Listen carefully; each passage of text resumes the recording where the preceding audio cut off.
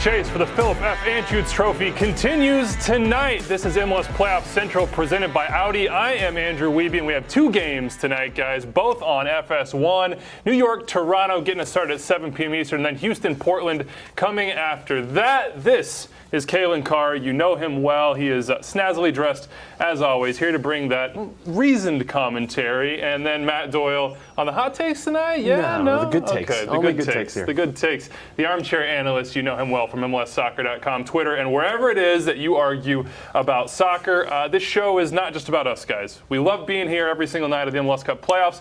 We want to be here, but we want your input as well at home. Get at us on the Hot Take Hotline, 401-206-0MLS. Call or text. We'll get your voicemails and everything else you have to say in the postgame show coming up immediately after these two games. David Goss, Mackenzie Thurkill, they're in the field, so it's not just about the desk here. We've got live interviews coming for you, some analysis, and a 1v1 with Dave in which he drops all the knowledge he has on the Red Bulls-Toronto game, which I think is going to get us going here after a 0-0 draw last night, Sunday night, Vancouver and Seattle. 1 shot on goal cumulative. That's not what we want, but let's get the reset right now and hit the bracket. This is where we stand after about a week. Portland and Houston is the nightcap. Of course, one game is down, Vancouver and Seattle. That was 0-0 last night. Toronto and the New York Red Bulls will start us tonight, and then NYCFC and Columbus Crew SC will get things going on Tuesday. Let's get the TV info, guys. It all starts tonight. New York, Toronto, 7 p.m. Eastern on FS1, Fox Deportes, TSN 3 and 4, and TVA Sports 2 in Canada. Houston and Portland in the nightcap, 9:30 p.m. Eastern, FS1, Fox Deportes, TSN 3, and TVA Sports. I'm going to get you guys going on the Dynamo. And Kalen, I'm going to throw it to you because you were on that Dynamo team that last made the playoffs in 2013. They had a couple years in the wilderness. They were trying to figure out their identity. Then they tabbed Wilmer Cabrera, and things have turned around. It's a young attacking team, but they have an identity, and they got through the knockout round. Yeah, well, I got to sit down actually with Cabrera earlier this year when I was down there interviewing him, and he talked a lot about his development within this organization. Now, a lot of people might not know this, but he was with Rio Grande Valley, the USL affiliate, for a year leading up to this, and understood sort of the inner workings of building this team from the ground up. But the biggest change to me is this team has gone further south. It's Latin. It looks Latin. He relates to the players well. He's gone down and got Mauro Minota, Elise, Kyoto. See how much they appreciate him, too. Yeah, they have a special relationship, and he's been able to get the best out of his players. Kubo Torres is a perfect example of a guy that wasn't doing well. People had given up. Exactly, yeah, he was with him in Chivas.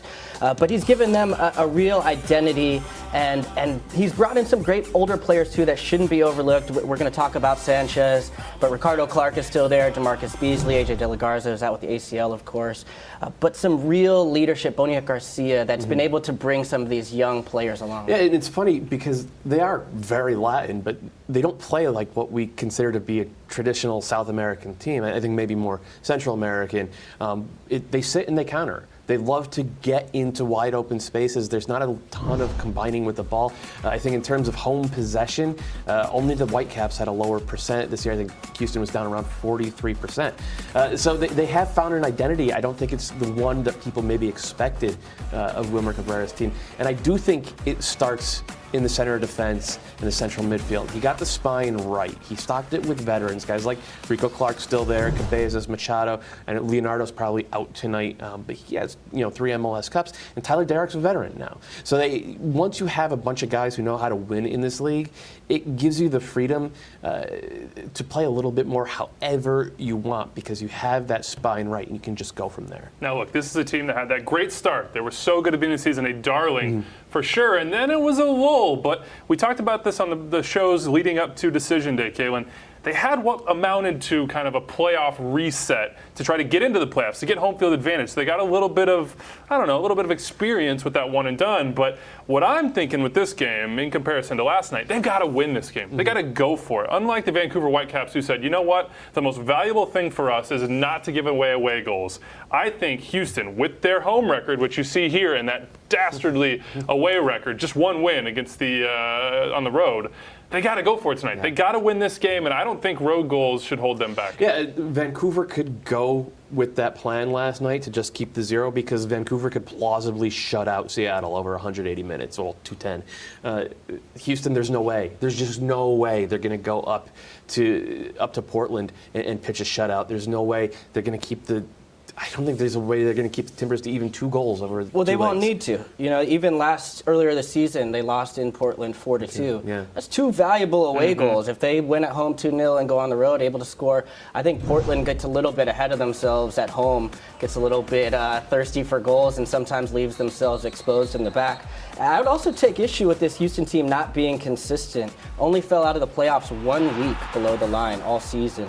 And the formula for MLS is to do well at home, defend home court, and then try and survive on the road. I think Houston has a better chance in this one than people are giving them credit for. And I love Albert Elise. We know David Goss loves Albert Elise. We will talk about him in just a little bit, or excuse me, with David in just a little bit. But it's these young attackers, Doyle. They've been the ones that have kind of driven this team on. They needed an injection of new blood, and they got it in Kyoto, who maybe not young, but he's in the prime of his career. Albert Elise needed an opportunity, was at Monterrey, didn't get playing time, comes in, has a career year here. And then Mauro Manotas, who I know you want to start in this game.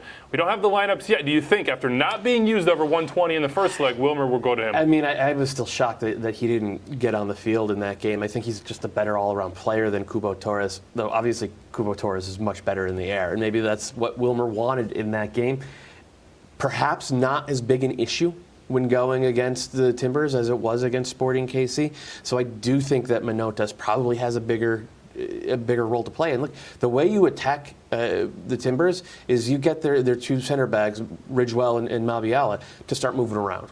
When they move around, that opens up spaces. And look, Manotas is just a much more mobile center forward than Kubo is. So that's the choice I would make. But that's the choice I've been screaming for all year. So Kyoto has to start. Yeah, for sure. I mean, he came on the last 30 in their match against Sporting Kansas City, changed the game, even in their last match on decision day.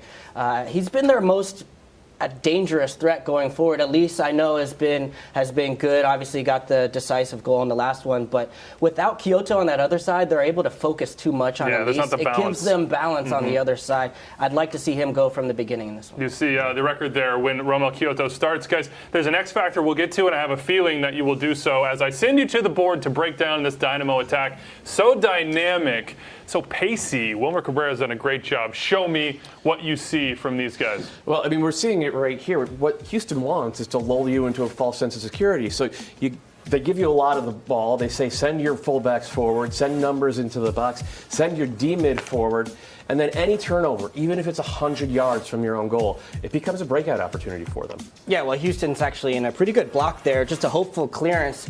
But what you'll see here is, give me this for a second, Valentin running back, Chara. We've got Elvis Powell and David Guzman. Thank you, Joel.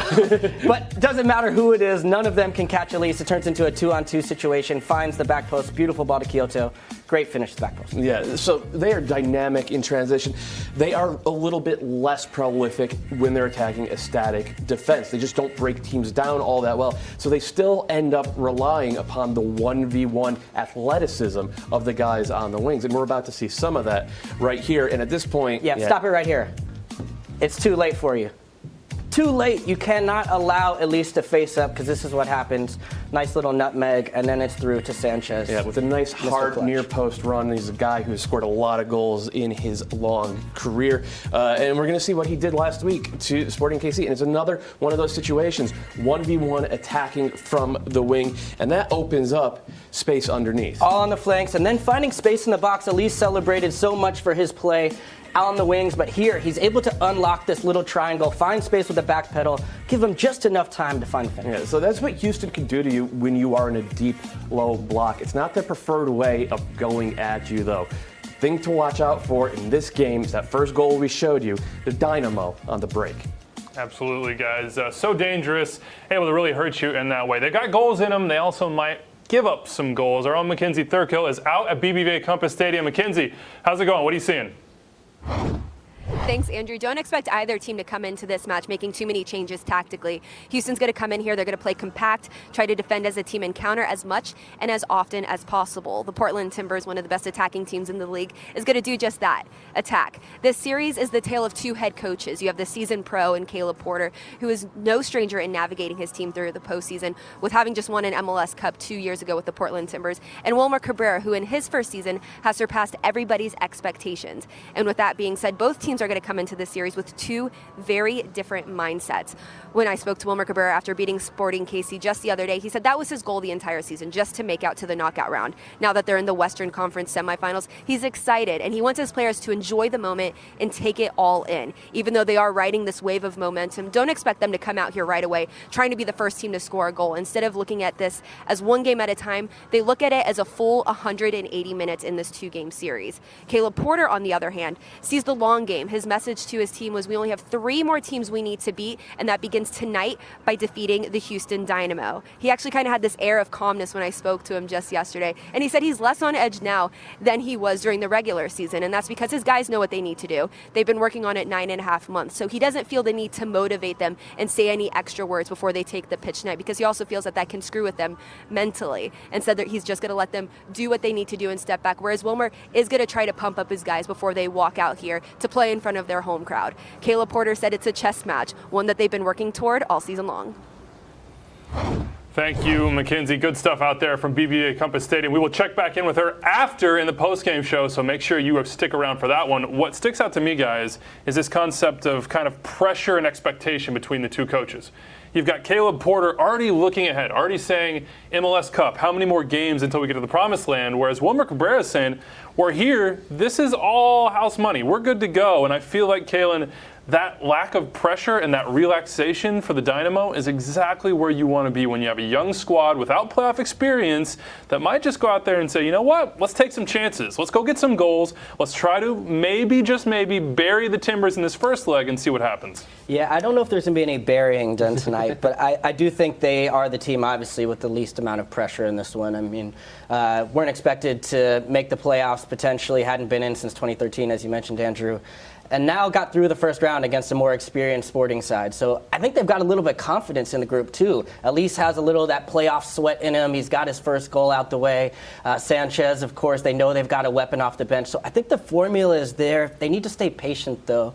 Let the game come to them, get the first goal, and then potentially get the second if it opens. And make sure they don't give Diego Valeri space, right? Yeah. This guy's the MVP. I mean, I don't think there's any doubt. And 9 straight games the goal, 21 goals, 11 assists, by far a career year at 31, Doyle. You got to track this guy. You do, wherever he goes. And where he goes most often recently is into the box. He's become a second forward this year. He's getting more touches in the box than ever before in his career. He's taking more shots. He is scoring more goals, as you said. During the last 13 games of the season, Portland went 8-3-2, and he had 11 goals and 4 assists. He is still their best player, and there's no doubt about it, because he could be dangerous from literally everywhere. Is he better without Fernando Adi? You see the stats there. It's kind of counterintuitive, because Caleb Porter and Merritt Paulson and Gavin Wilkinson this whole time while Adi's been injured have said, just wait till he's back. And I understand that. I mean, they won a championship with Fernando Adi. He's pretty good, but he is a more stationary target forward than Darren Maddox, who has soaked up most of those minutes. Maddox drags defenders around. If you're Felipe Senderos and Machado, you have to track that run. And by doing that, you open up space underneath for Diego Valeri, and that is where he has gone to work this entire second half of the season. He's scoring like those Frank Lampard goals, trailing runs, getting open headers at the back post, finding the gaps just because his brain works faster than the guys around him. That's tough. It's tough. But this team is better with Adi. There's no doubt about it. And if they want to have a legit chance at bringing home the title, they're going to need him. What it tells me, to be honest, is it speaks to Valeri's leadership. And those stats are reflective of why Valeri should be the MVP. It's because without Adi, he's gotten better and lifted the load. He's brought them personality. People criticize Darlington, some of the other players around them for not having that killer instinct. Well, look at this guy right here. He's got it in spades, and he's stepped up consistently when they've needed him. 9 consecutive games with a goal. In the toughest time of the season, when defenses are clamping down on you, everything's on the line, they get to first in the West. Now they have home field advantage throughout the playoffs. Diego Valeri has made the teammates around him better. To me, that's what an MVP is. Absolutely. He scores all variety of goals, and he can't do it alone. We know that. It's not just about the attack for the Portland Timbers, although we know the value of road goals in these games. Diego Chara, Guzman, whoever starts in that central midfield behind him have got to track runners, and those outside backs have to win their 1v1 battles. That game goes down at 9:30 p.m. Eastern, FS1, Fox Deportes, TSN, and TVA Sports. We, of course, will come on immediately after that final whistle, so the post-game show is right here on MLS Playoff Central. The first game of the night goes, guys, I am so excited for it. The Red Bulls, Toronto FC at Red Bull Arena, 7 Eastern, FS1, Fox Deportes, TSN, and TVA Sports. Our own David Goss is out there. Before we get to him, though, Kayla, let's talk Toronto. You know, they get all these points, they rack up the accolades, they have a roster that every general manager in this league is envious of. But they don't have an MLS Cup championship, and that is the only thing that they should care about at this time of year. Supporters Shield, all that, okay, you've got that, but their legacy rests on one thing, right? Yeah, no, it's MLS Cup or bust. When I look at, we have a lot of young fans, but when I look back at this franchise and where they are now compared to where they've been, it's remarkable. I mean, it can't be understated. 5 years ago, it was unthinkable that TFC would be in the playoffs, let alone be a team of a dynasty potentially. 2015 was their first time in the playoffs. I talked to Josie Altidore at MLS All-Star this year, and he told me he wants to be a legend in Toronto. That's where he wants to make his name and really be known. So without an MLS Cup, that's not possible. This is their first step tonight towards that. I'm a Supporters Shield truther. I actually think the Supporters Shield is the best trophy to win. It is unquestionably a major trophy, but I do understand that for the canonization of this team as the greatest team in MLS history, they need to go out there and not just win MLS Cup, not just squeak by. They need to start pounding teams. Do you know who cares about the Supporters Shield the most? Supporters? The team that only the team that wins it, the right? team that wins it. Yeah, I mean, this fair enough, but like I was there in '98 when the supporters created that thing, and it rewards a team for 8 months, giving their fans 8 months of really good soccer. And nobody's done that as well as Toronto FC has done it this year. Now they just got to go out there and find one more month of it in them. Yeah, look, they're the best regular season of all time. I don't think there's any doubt about that. But now comes the second season. And they had that disappointment last year against Seattle at BMO Field. Here's the lineup for Greg Vanney. Let's take a look at what he's running out. And it is a first-team group. They have got the big three up top: Altidore, Giovinco, Vasquez, of course, in behind Bradley and Delgado holding things down. And then that five-man back line comes into play here. Kaylin, looking at this, thinking about their regular season, they didn't lose many games. What is the Achilles heel? Because every team has one. What do the Red Bulls try to exploit? Well, I think the teams that have done well against TFC in the past have been physical with them. You look at Montreal last year, you look at Seattle last year. Those teams tried to rough it up to make it difficult for them. Sebastian Giovinco, they were going to kick him. Now, he's a tough dude. He gets up, kick you back. But you could tell later on in games, he took a lot of punishment throughout the playoffs last year. At the end of matches, had to come off the field, ended up coming off an MLS Cup that could have been the decisive moment. I think the Red Bulls will look to do the same. And we've heard this storyline going back and forth between Vanney and Jesse Marsch about whether it's dirty, physical, where that line is. But it's a part of the playoffs. You have to go after the other team's best players. Yeah, and they're going to. I don't think there's any question about that. But I think Toronto will try to give as good as they get in that sense. I do worry, though, about physicality with their back line, less in terms of being pushed around and more in terms of just raw speed. I think you can beat them for pace, whether it's Drew Moore. I mean, we saw him get scorched by Joseph Martinez to the near post a couple weeks ago. I think you could run past Michael Bradley at times when he sort of overcommits and tries to press up a little bit too high. And that makes the X factor for the Red Bulls, I think Gonzalo Verón off the bench in the last 25 or 30 minutes. Let's take a look at the Red Bulls lineup. Okay. Speaking of Gonzalo Verón, as we know, he is not in this group. There you have Kleshin, Felipe, BWP, Danny Royer, Davis, Adams on the right, Lawrence on the left. Talk about Josie versus this back line. That's where it gets a little bit troublesome for me. Well, I mean, it's the physical thing again. Yeah. Whether it's Toronto or New York, I think they both kind of have the same issues. I mean, we all remember Josie last year just beasting on the Montreal back line and do some push-ups, bro. And I think we'll probably see that Josie in this game. And the key to me is Felipe, because it's not just being a good D-mid and protecting the back line, he's going to have to track Victor Vasquez. Toronto have 4 DPs. Victor Vasquez is like, he's best 11 caliber player. TAM in name only. Right. So Felipe has to protect the back line, has to be the primary distributor, has to check Victor Vasquez in that area and check Giovinco when Giovinco drops back and becomes a playmaker. No big deal. Have fun tonight. Yeah, Murillo, Adams, they got a job with Giovinco as well. He likes to drift onto the left side. He is the subject of our Audi Player Index Spotlight for tonight. Sebastian Giovinco, of course, MVP winner in 2015. Let's take a look at these numbers here because they are impressive. He is the overall winner of the Audi Player Index for the year. His 642 average earned him the second straight year of that honor. You can see his high score, good lord, and the MLS average, it's nowhere close. Sebastian Giovinco, no MVP award this year, but still one of the league's most explosive players. And guys, I want you to show me what he brings and what Toronto can bring on the attacking side. I'm going to send you the board right now. What do you see? No matter where the ball is, no matter where play is unfolding, Sebastian Giovinco always on the minds of the defenders around him, and why not?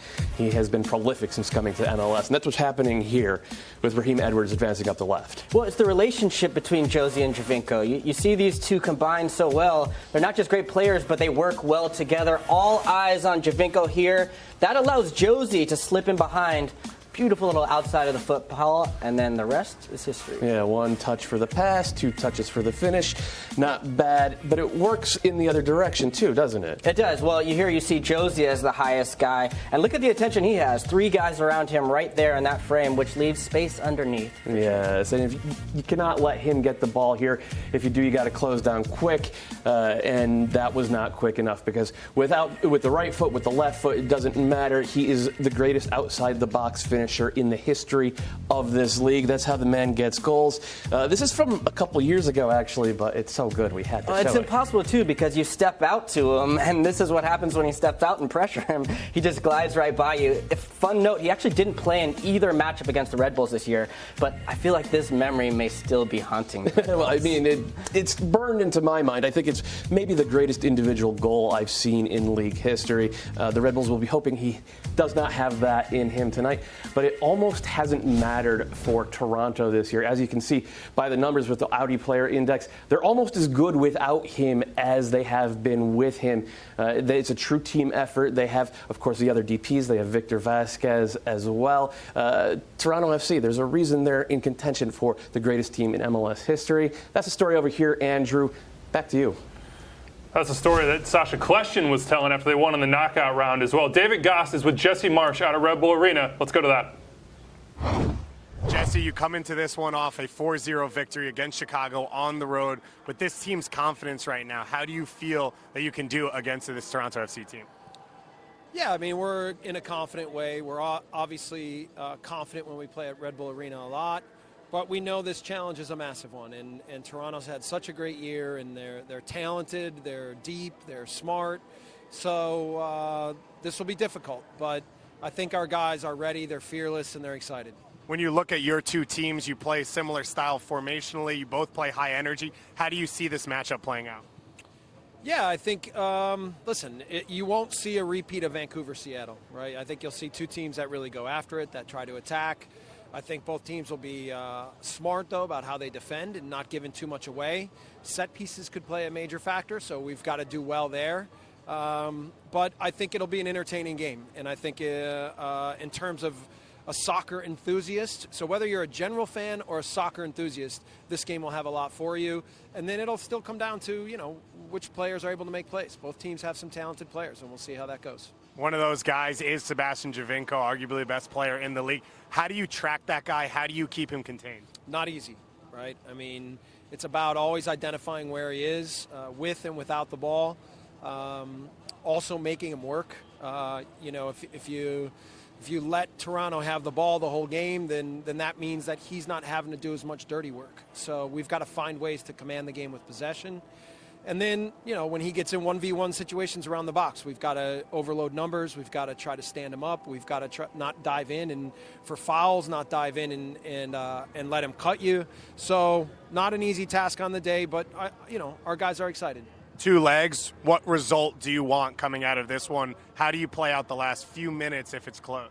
It's not about any particular result. It's literally play at a time. So if you go up 1-0, if you go down 1-0, it's just always managing the score.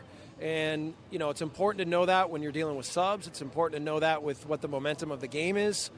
But, I think in the end, we would want this to go to Toronto, and then in the late stages in Toronto, have the game be close enough for us to really compete to have a chance. Thanks so much. Good luck, Jesse. Thank you. Jesse Marsch saying that soccer enthusiasts are going to enjoy this match tonight. Fingers crossed, because I'm not sure neutrals or soccer enthusiasts had too much fun on Sunday night with Vancouver, Seattle. Guys, do you expect it to be open? Does it need to be open if the Red Bulls are going to succeed here? Yeah, because the Red Bulls aren't going to shut Toronto out. Even if Tyler Adams gets up the right side and Kamar Lawrence gets up the left side and they pin back Beitashour and Morrow, Toronto can still just attack with 3. Vasquez, Altidore, and Giovinco and light you up. Plus, the Red Bulls are not good defending set pieces, and Toronto are very good on attacking set pieces. So I don't think the Red Bulls can plausibly say we need to play a low-scoring series here. They have to go out there with the idea of blitzing Toronto the way Montreal did about a month and a half ago in that 5-3 win. All right, let's go to Dave Goss, who is out at Red Bull Arena. Have a little chat with our man here. Dave, what's up? How's it going? I can hear the music in the background. Yeah, it's pretty good. It's nice and cold, not too bad. Me and Jesse Marsch just out here hanging out. He didn't really have a lot to do today, so he stuck around and talked to me for a few minutes, which was pretty nice of him. Danny Royer is a guy that we have not yet talked about. I want to get your thoughts on this, because with Danny Royer, I think this team has the potential to be great. Without him, we saw that they really, really struggle to create chances. How does he change this series? Well, you look at what he does for the New York Red Bulls. He's another option for Sacha Kljestan to play off of, for BWP to connect with. And Kljestan's not a guy who's going to take on 4 or 5 players like Giovinco will from that top of the 18. So Royer spaces it out a little bit more for them, gives them another goal-scoring option. But this is a Red Bull team that's quietly confident, and I think a lot of that comes from Daniel Royer being back with this squad.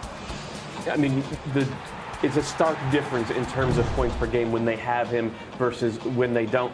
To me, it's just another weapon for Sacha Kljestan to use. He makes those inside diagonal runs that they weren't really getting without him, Dave. Yeah, absolutely. And you could see Sacha Kljestan excited to be back with him. And I talked to Luis Robles right before the game as well, and he said they're confident. He said this is a team that has belief, and I don't know that a lot of fans feel the same way. You go from being the top team in the East back-to-back years to 6th place, but you can feel a steady belief in this Red Bulls team as I'm talking to them here, as I'm talking to the staff. I think they feel like they've understood the playoff process a little more, and with Daniel Royer healthy, this is a team that can maybe score just enough to get by Toronto. Goss, you've talked to both coaches, and you've seen Jesse talk about this being one of the best teams in MLS history. And then on the other side, TFC, their players, Josie and Michael Bradley, have been complimenting Tyler Adams. It seems like both teams are trying to celebrate each other. How do you see this playing out psychologically as far as who's the underdogs or favorites in this one? Yeah. Kalen, they're a lot less complimentary off camera. And you mentioned the talk about physicality. Greg Vanney, when I said it to him, I said, what do you think about all the conversation about Red Bulls being physical? And he looked at me and said, oh, I haven't heard any of that conversation. So he's not tuned in as much, I guess, as you guys are on it. Jesse Marsch, when asked about this being the best team in MLS, shrugged his shoulders and said, it's hard to compare eras, really. So you never know how they feel really inside of it. But I think when you look at New York Red Bulls, they know that this is the biggest task they could have gotten. They felt like Chicago was a better matchup for them than Atlanta. They felt like they got a good draw there. But they know, and they said to me, coming out of that, this is TFC, this is the best team in MLS. This isn't going to be easy. It's the question is whether or not we have enough horses to get it done. You look on the flip side from Toronto, and one of the interesting things talking to Greg Vanney was he mentioned the ability to change things up a couple times to me. And I think when you think back to last year, the 3-5-2 or the 5-3-2 only came into effect right as they entered the playoffs. And he played a 4-4-2 down in Toronto, and he's not going to play that again today. But I think he has half a mind that he has more options on the bench than the Red Bulls do, and he has the ability to change the game either late in this game or in the second leg more than New York does. So it's their starters and their stars, of course, that are going to change this game. But I think they feel like they have more pieces on the bench to really push it over the edge. All right, Dave, thanks. Give me a prediction before we get out of here. Quickly. Well, I'm in Red Bull Arena, so it would be crazy not to pick the Red Bulls. But I'm going to go 2-1 Toronto. I think they score a 1 late to come out of here as a winner. But I guess I should have said that more quietly. Yes. Watch out for those fans. 2-1 Red Bulls, says David Goss. We'll check in with him after the game. Dave, enjoy, man. I'm going to throw it to you guys. Toronto FC 2-1, he says. Mm-hmm. Are you with him? That late goal, 2 road goals, that would be almost insurmountable, it feels like, going back to BMO. Open 3-2 Red Bulls win, I think, is going to be the best game of this round. I think it's going to be 2-2. It's going to leave a lot for the second leg, but TFC with the edge, obviously, with 2 big away goals. All right, I think it's going to be a draw here. I'm going to throw you out the last game, Houston and Portland. Kaylin, I'll start with you. Quick prediction. Houston 2-0. I think they got a good thing going, at least in Kyoto with goals. All right. Timbers 1-0. Timbers 1-0. That's a spicy one. I think Houston's got this one, but I do think Portland gets some road goals. Make sure you check out these games. It starts at 7 p.m. Eastern, a.k.a. right now. New York, Toronto. At FS1, Fox Deportes, TSN 3 and 4, and TVA Sports CSC. Luis Robles getting started here. The Iron Man for the Red Bulls. Then Houston, Portland at 9:30 p.m. Eastern.